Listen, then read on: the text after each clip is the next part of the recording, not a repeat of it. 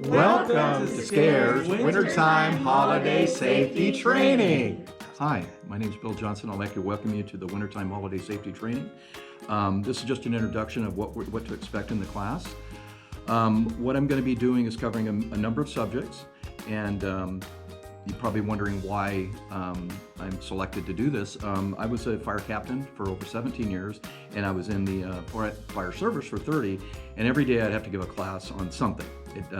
It could pertain to anything under the sun, but I had to give a class every day. So I've given a lot of classes, not in this format, but hopefully we'll have fun doing it. The class is designed for unique reasons around the holidays. Okay, so I'm designing this around the holidays, what to expect, try to keep away from hazards and things like that, and hopefully this class will hit all those. So when I tell you, you might want to remember this, that might be a question that you're going to be asked later. So if I tell you I've been a fire captain for 30 years, you might want to remember that. Okay, so that's all I have, and we're going to go right into the next segment.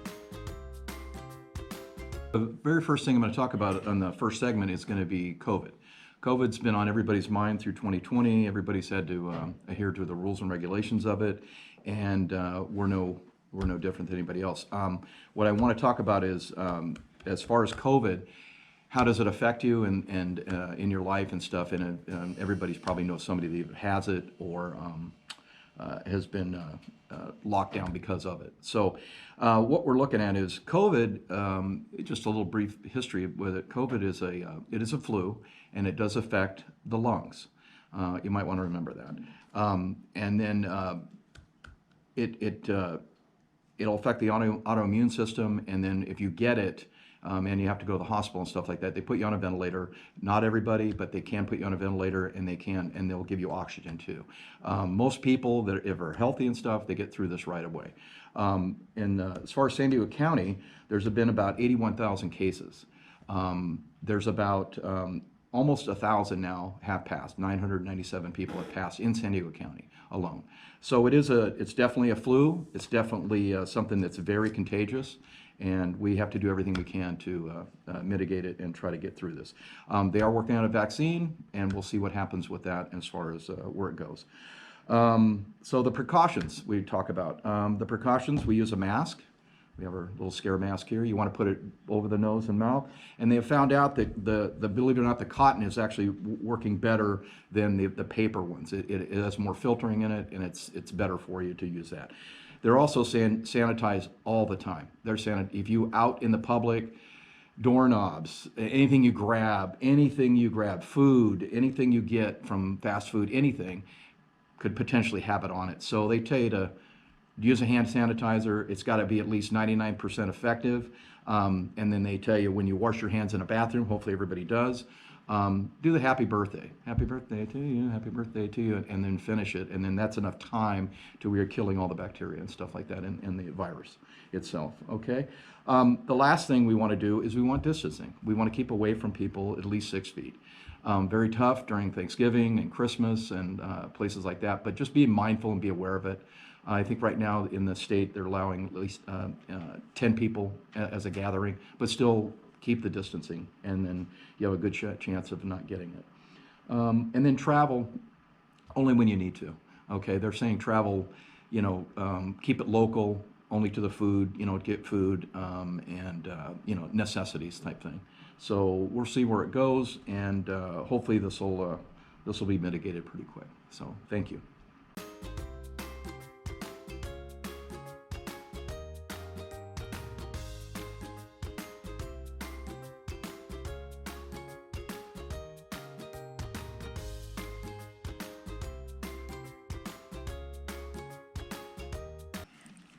Okay, the next segment we're going to talk about is electrical safety. And why I want to talk about this first is because of the holidays and stuff, people are drawing more electricity into their house than ever.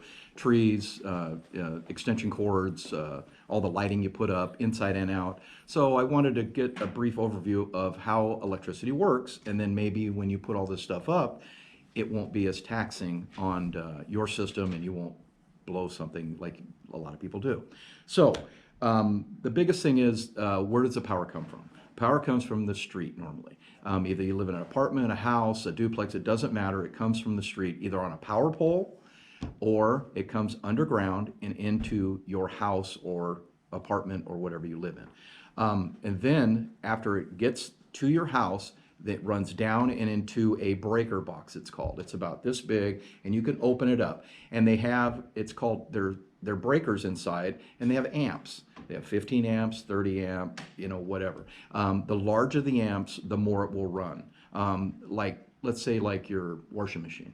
Okay, your washing machine takes a lot of power, so does your dryer. So that's probably a 30 amp service, okay? And then the whole total box will be either a 100 amp service, a 200 amp service, or whatever. Now, as far as the box in the apartment, you may have to go into your closet or something like that to find it. And I tell people, you got to know where this is at, because sometimes it'll pop when you put too much power. You're drawing too much power from it, and you need to reset it. And resetting them is no more than lifting it up, finding the one that's pushed over to the off position, click it on, click it back off, click it back on, and then it should reset. If it doesn't reset, you still have too much power being drawn from that one plug. Okay, so after it goes from your box, it goes into, they call them 110s sockets. They're all over your house, okay? Everybody plugs into them. And some people have them on the outside too, for their outside stuff. They run extension cords and do all sorts of stuff with that. When you do that, be mindful of how much stuff you're running off of it. It's like water, okay? You have a 100 amp service, but you're trying to draw as much as you can out of there. And once you draw the maximum, the breaker will pop. And so when it pops, you have to reset it or take something off of it, put it on a different breaker or on a different plug. Don't run everything on the same plug, okay? So that's really basically how electrical works. I just want to give you an idea, because we're going to go into tree safety later on the next segment. So that's what I have, so good luck. Hi, I wanted to tell you about what a breaker box actually looks like. This is a business breaker box. It's much larger. It runs the entire, all the 110 plugs that we have at Scare. Like I said, it's much larger. The one you have at home will be probably half this size, okay? And as you open it up and look, this is what breakers look like. Okay, there's some say 20, 60, 20s, and if you add all these up, that would give you your total how much power you have for Scare. Okay, so anyway, just wanted to show you what they look like, and then if they're tripped, they'll be tripped in the off position, and then you want to flip them, and then flip them back on. Okay, so it's off, on. Okay, so anyway, just wanted to show you what it looked like. The top one there, that's the main service disconnect. So if you want to shut everything down in your house, that's the one you pull. And everybody has one of those also at your house. Okay?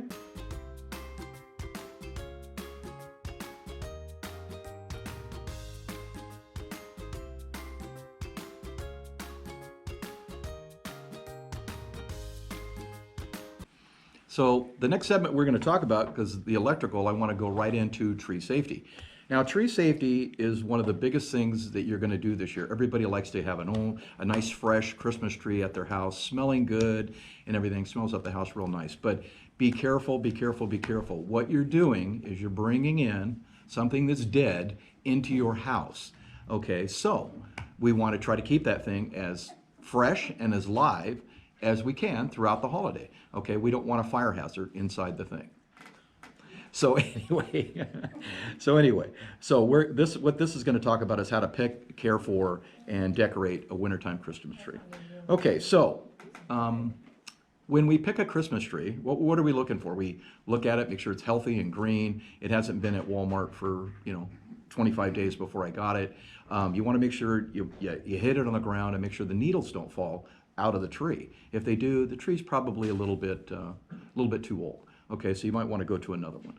Okay, so once you find that good Christmas tree and you take it home, okay, so the first thing, or they may do it there, but the first thing you want to do is your Christmas tree, on the bottom of the Christmas tree, I want to cut about 2 inches on the base of it off.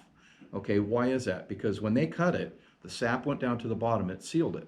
So now the water can't get up to it when you put it in its stand. So I want to recut that and open it up again, and then you want to place that in water so it can stay fresh a lot longer, and it will absorb water, believe me. So you want to check that water about every other day, because you'd be surprised how much water it will absorb. Okay, and that'll keep it fresh and looking good and more vibrant throughout the season. Okay, so like I said, check the water, and then the next thing we want to do is the lights. Okay, the lights, you want to use indoor lights. I don't want to use outdoor lights on an indoor tree. Why? Outdoor lights put out a lot more voltage and they put a lot more heat.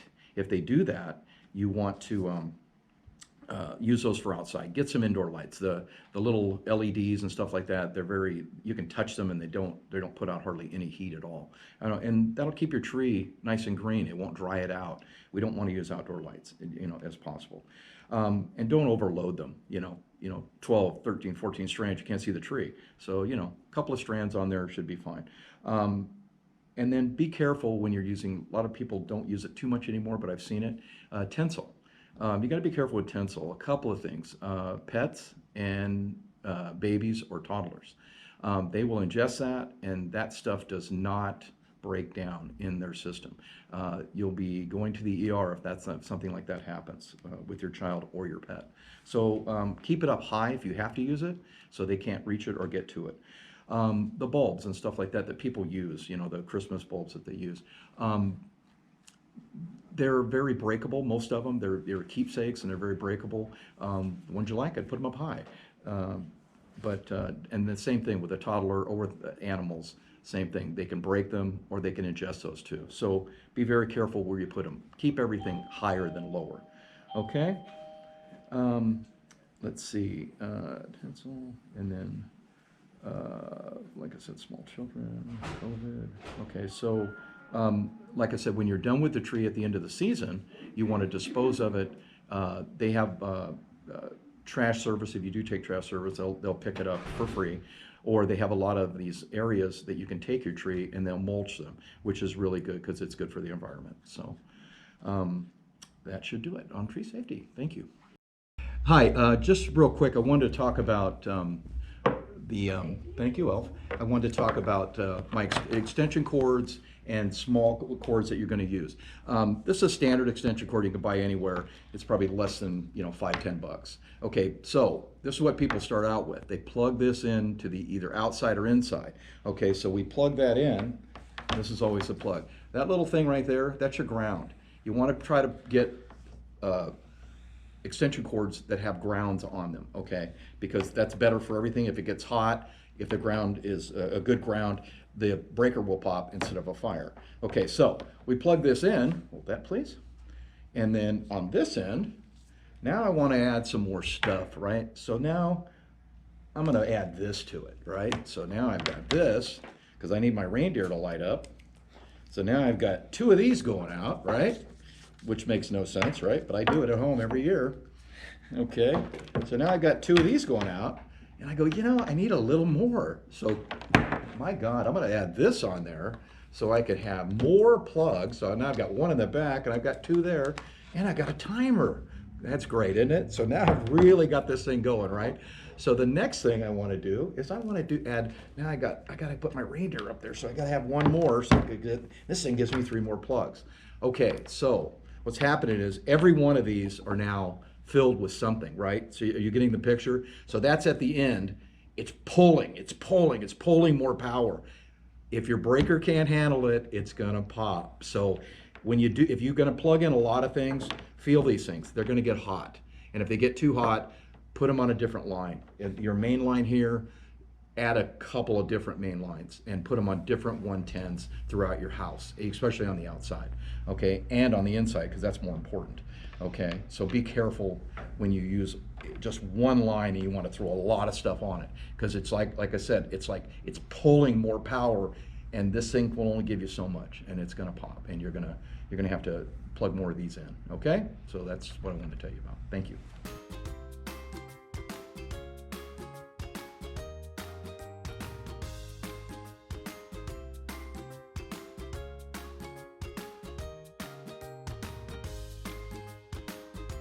Hi, welcome back. We're going to now talk about holiday safety. And the biggest thing about holiday safety is what people do is they like to go get gifts. Well, this day and age with the COVID and stuff, we have to be more mindful of what we're doing and stuff. So wear your PPE, which personal protective equipment. That means wear your mask.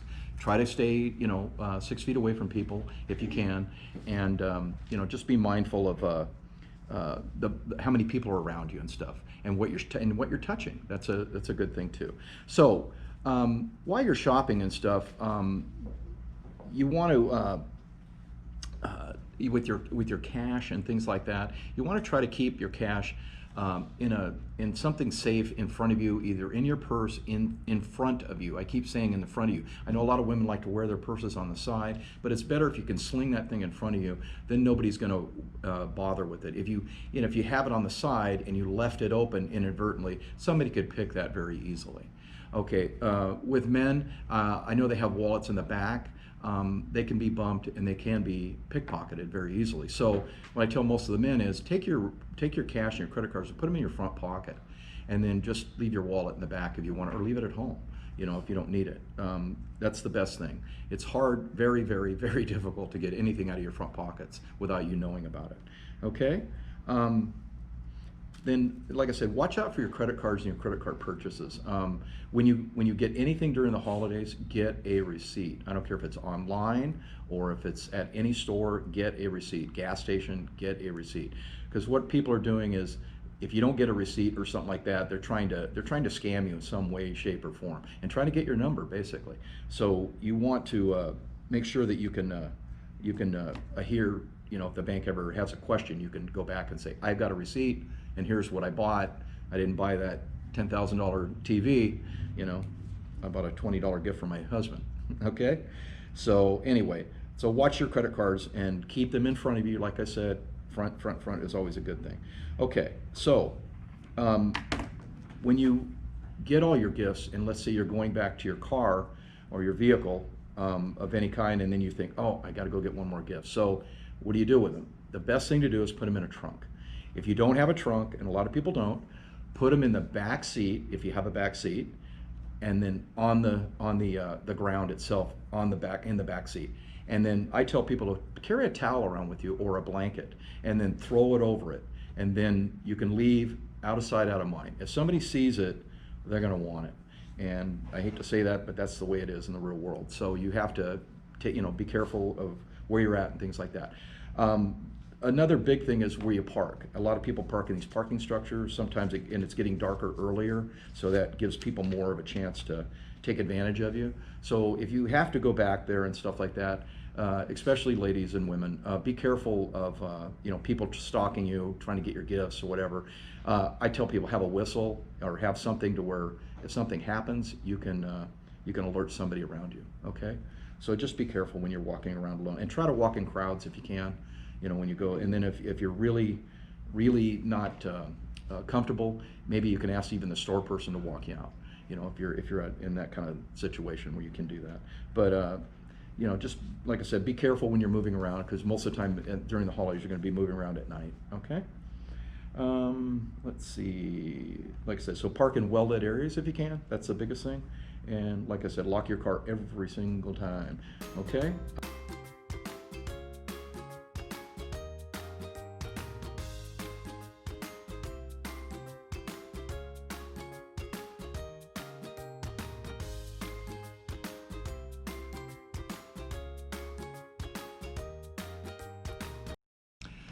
Hi, welcome back. The next thing we're going to talk about in this segment is holiday automobile holiday safety. Okay, and what we're trying to do is what you want to do in holiday safety is you want to check your vehicle inside and out and under it for safe holiday travel. A lot of people do travel during the holidays. It's one of probably the second or third busiest time of the year that people do travel. But if you do travel, you should have a safe vehicle. So what you want to do is, the first thing you want to do is the first thing you want to do is check under the hood. Now I got my little car right here, and you're going to lift that up. It's got a little lever either in your car that'll release the hood, or there'll be one in the front that you'll release it. Okay, so what are we looking at when we want to check under the hood?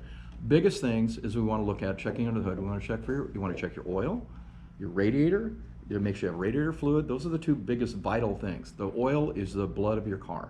The radiator keeps your car cool. I don't want any, anything getting hot while I'm driving long distances or even short distances. Okay, so and then we want to check the belts, the hoses, the transmission fluid, and then look underneath for any leaks or anything like that that's obvious. Okay. And then you want to look, as far as you want to look at your power steering fluid, okay? If that stuff gets low, you're going to have a tough time steering, okay? So make sure that's up. And that usually, it doesn't go down unless you have a leak, okay? And then most of the things that you check that are under your hood, if it's a fairly new car, it'll have a yellow handle or a yellow stick or a yellow lever, okay? And that shows you that you can pull it, okay? And check it, okay? So that's all they're telling you now in the car companies now. They're making that kind of universal.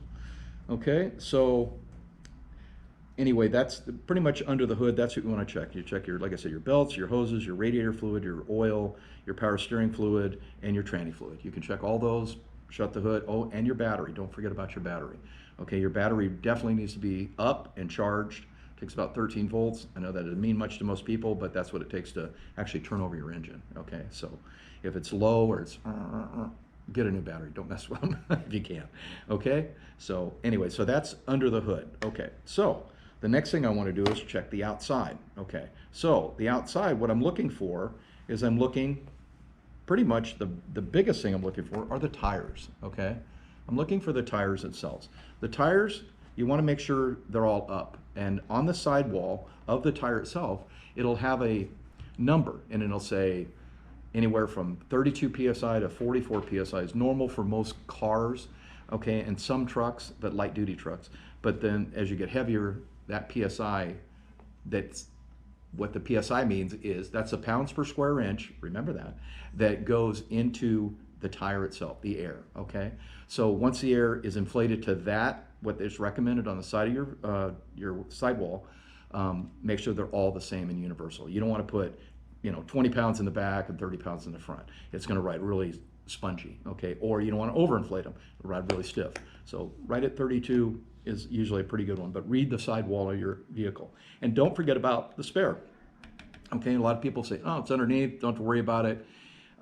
Some little cars, they have it's a donut, I call it a donut, and it's a spare just to get you from point A to point B if they have a flat. It's not to drive around in. And usually they'll say on it, no more than 50 miles an hour if it's one of those donuts. It's not a regular sized tire, it's a donut. Find the spare, it's usually in the back in the trunk. It could be underneath, it could be underneath your car itself, but find it and inflate it to what everybody else is inflated to, okay? So I want to check my windshield. I want to check, make sure they go up and down. I want to check to make sure I have a clear windshield in the front, clear windshield in the back. Okay, they're not all cracked and spidered, and maybe you're borrowing the car and you don't know what to expect with the car. Okay, check your mirrors on both sides to make sure they're adjustable and they're working right. Okay, and you have good visibility. Okay, outside, let's see, spare inflation. Okay, so I get back in the car, and it seems like a lot, but it goes pretty quick. You get back in the car and you start the car, everything's running fine, and you turn on all your lights. You turn on your headlights in the front, you turn on all your running lights in the back, and then get out and look, okay? It's easy to get a ticket if one of these are out, so why not check it out before I go, especially on long hauls. Just make sure everything works. And then don't forget to put it in reverse and maybe have somebody check to make sure you have a backup. You have a backup, lights are working also, and make sure your brake lights are working. You can do hand signals with turn signals. If they don't work, you can do hand signals still, and that's legal. But if you don't have brake lights, that's a ticket, okay? So you have to have brake lights. So just check everything around your vehicle to make sure all your running lights are working. Some people on trucks, they have lights even up at the top. They have them all over the place. But those are the ones that you have to make sure that work, okay, for your logs. And then some vehicles, even, this one doesn't, but some vehicles below your headlights, they have fog lights. And if you go places like Frisco and places like that, get a lot of fog, you may want to make sure those work too. Most people don't even know how to turn them on, but it's usually on your dash and it's near your light switch, and it usually you pop it out, or there's another switch just for your fog lights. Okay?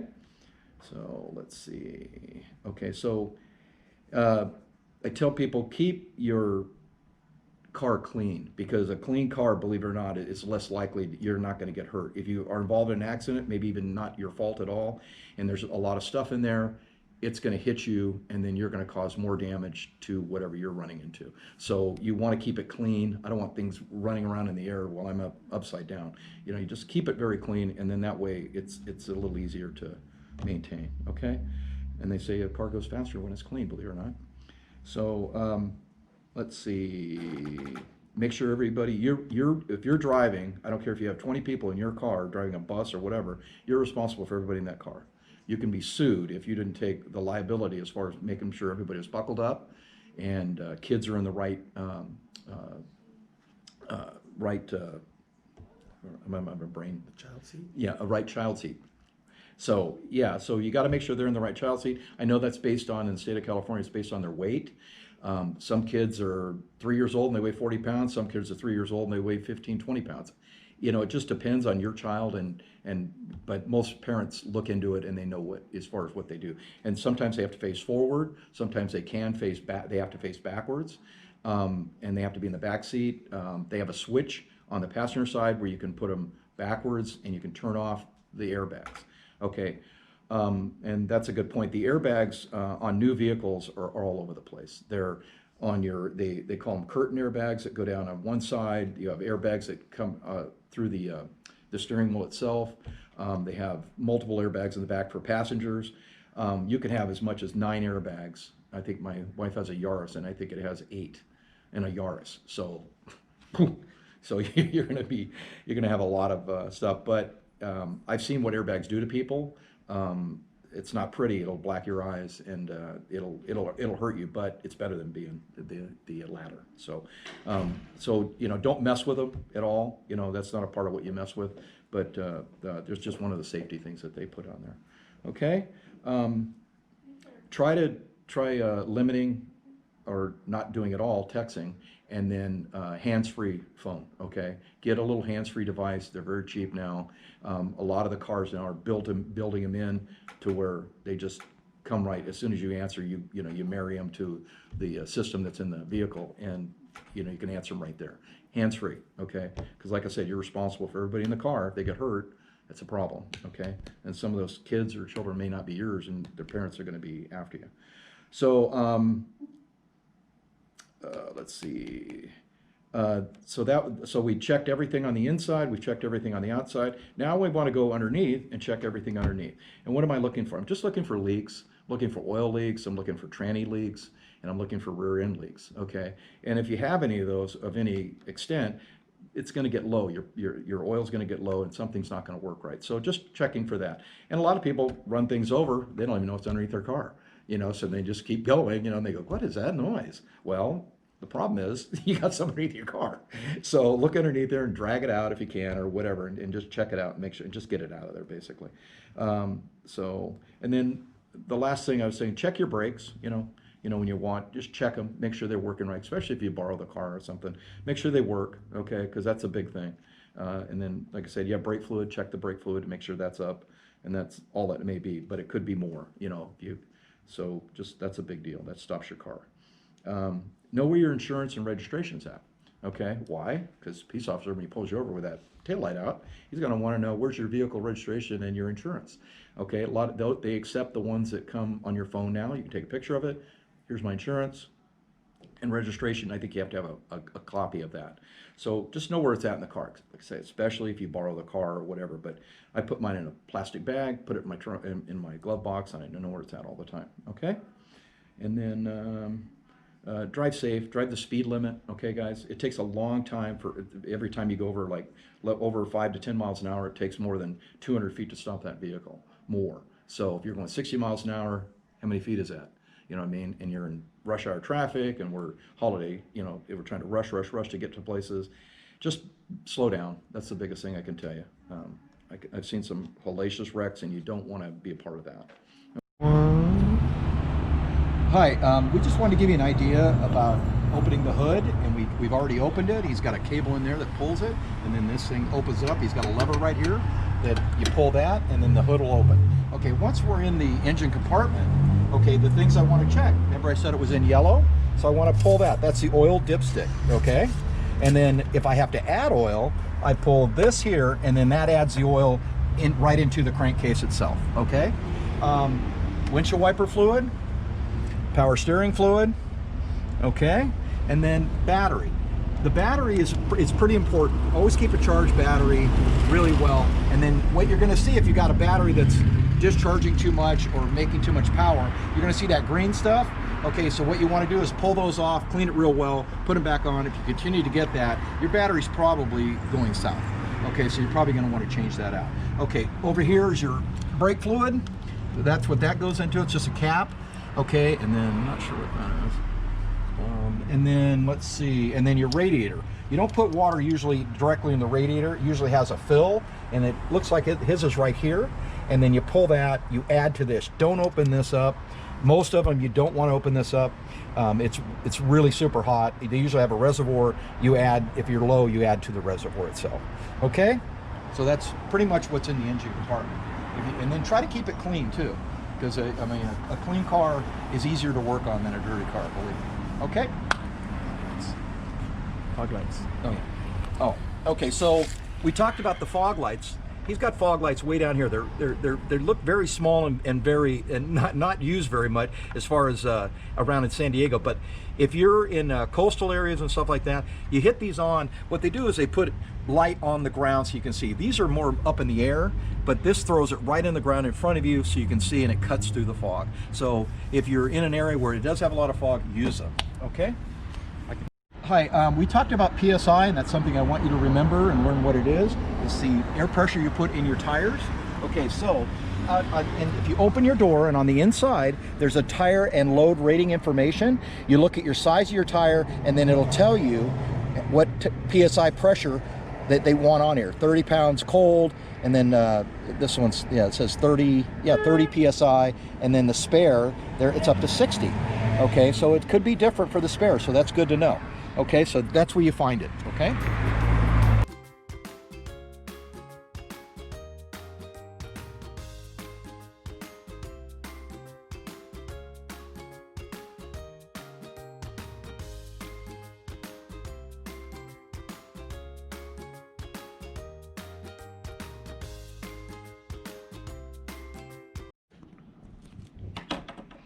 Hi, the last segment I want to talk about is hazards in the home and hazards during holiday time.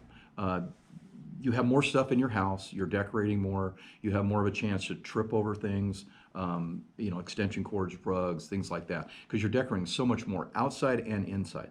So where we want to go with this is the home safety as far as the front stuff that we have control over. When you're cooking, always keep the handles back instead of forward, especially if you have toddlers and stuff like that. You don't want them to pull anything down and burn them. Okay, so we want to try to keep all that back, keep them away from the oven itself. It's usually 300, 400, 500 degrees sometimes when you're cooking stuff in the oven. Keep them back. Don't let them get anywhere near that. That would be a great thing. A lot of people during the holidays like to smell nice candles, okay? They buy different scented ones, especially, and they put them all over the house. They'll put them in the living room, in the bathrooms, in their bedrooms. I went to several fires that candles actually was the culprit of what caused the fire. So if you're gonna light candles, put them in a safe place. Try to put them on something that won't absorb heat. Like maybe some kind of container that you can sit on, so it won't cause it to go into your coffee table or into your bedroom, things like that. You can light them and enjoy the scent and everything, but blow them out at night. Don't let them go all night. That is a big mistake. Most of the candle fires I went to were late at night. They put them either too close to something that could burn. Somebody knocked them over, and then the wax and stuff, and it caused a fire itself. Okay, so be careful with the candles. Okay, holiday lighting. We talked about trees and stuff and how to actually do those. But outside, people put up a lot of decorations now. They put up many decorations out in front of their house and in their apartments and everywhere. So what you want to do is you want to make sure that what you're standing on, because you have to get up high, usually at the eaves, and if you're going to put lights on the eaves. Make sure your ladder is safe. It's not an old ladder. It's not an old wooden ladder. Metal ladders are probably the best. and be safe. Have somebody even foot the ladder on the ground. That means they just hold the ladder while you're up there in the air. Okay, especially if you have to go up 2 stories and you're willing to do that. I don't suggest it, but especially at my age. So be careful on ladders. Ladders are the biggest culprits. People fall, and then you're in the ER, and that's no fun either. So, and then, like I said, watch out for all your decorations out front. You're going to be plugging in a lot of stuff. I showed you on the electrical side how much stuff you have to plug in to have a little winter wonderland, but be careful how much you plug in and how much electricity you're drawing, okay? SDG&E loves us, but you just got to be careful how much you're drawing from your own house, okay? Inside the rugs and things like that, you're going to put down holiday rugs, holiday mats. Those are trip hazards, believe it or not. So be careful, pick up your feet, put them in areas where, maybe not a lot of traffic. Try to not put something like, if you have a fireplace, not in front of it that can burn. You have to be careful with that. Because the fires from the fireplace could pop out and then start that on fire. You have to be careful with that. Okay, so the last thing is we talked a little bit about food safety as far as as far as cooking. Food safety, as far as after you prepare it and stuff, you lay it out on the table and stuff, especially at parties and stuff, it stays out for a long period of time, especially like milk products, things like that go bad fairly fast. So you have to be real careful. So if things are set out a long time, maybe put them under ice and so they'll keep longer, or put them back in the refrigerator. But if you're when in doubt, don't keep it for a leftover, throw it out. Because you don't want to be in the ER getting your stomach pumped because you got some kind of food poisoning. Okay? And the last thing is when you're out shopping and stuff like that, and you have young children or even 8 to 10 years old, and maybe they get away from you or lost, you might want to know what they're wearing that day, as far as and then give a good description of what they're wearing and things like that, and then notify the security of the mall or of the store, and then they'll try to find them right away for you, and then just try to stay in one area so they'll know where to go to come to you. Okay.